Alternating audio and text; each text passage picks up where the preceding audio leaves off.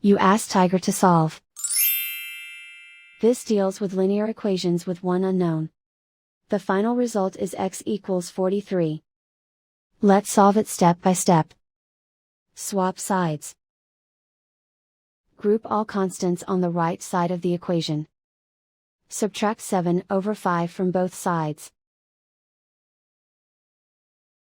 Combine the fractions. Combine the numerators. Reduce the zero numerator. Simplify the arithmetic. Convert the integer into a fraction. Combine the fractions. Combine the numerators. Isolate the x. Multiply both sides by 5. Group like terms.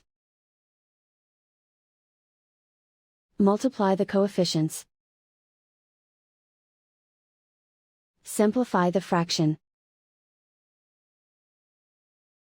Multiply the fractions. Simplify the arithmetic. And so the final result is x equals 43.